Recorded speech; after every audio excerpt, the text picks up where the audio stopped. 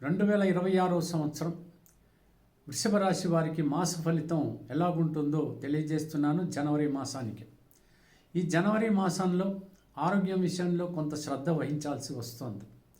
ఆర్థిక పరంగా చూసుకున్నట్టయితే చాలా జాగ్రత్తగా ఉండవలసిందే. మీరు నమ్ముకున్నటువంటి వ్యక్తులు మిమ్మల్ని వెన్నుపోటు పొడవటానికి సిద్ధంగా ఉన్నారు. ప్రొఫెషన్ రంగంలో ఉన్నటువంటి వాళ్ళు అత్యాశకు పోతే మాత్రం ఖచ్చితంగా అపవాదులు వచ్చేటువంటి అవకాశాలు కనపడుతున్నాయి.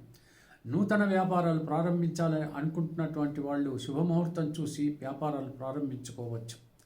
అందువల్ల వచ్చినటువంటి లాభాన్ని కూడా ఒక రకంగా చూసుకున్నట్టయితే చాలా జాగ్రత్తగా ఖర్చు పెట్టవలసి వస్తుంది.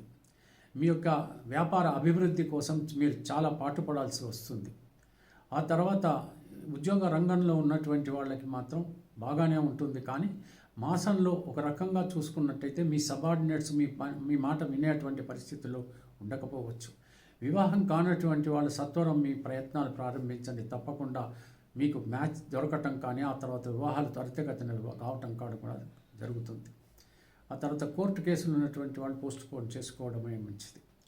ఇక మరో విషయానికి వస్తే మీ పిల్లలందరూ కూడా బాగా చదువుకుంటారు. ఎటువంటి పరిస్థితుల్లో విసుగు చెందనివ్వరు.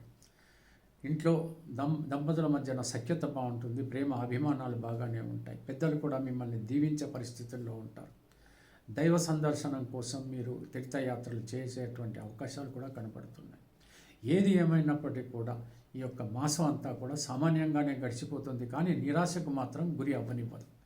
మీరు ఎట్టి పరిస్థితుల్లో తూచా తప్పకుండా శ్రీ మహాలక్ష్మిని వెంకటేశ్వర స్వామిని పూజ చేయండి, సరిపోతుంది. దైవ శక్తి మీకు లభిస్తుంది. ఆత్మస్థైర్యం పెరుగుతుంది. సెలవు.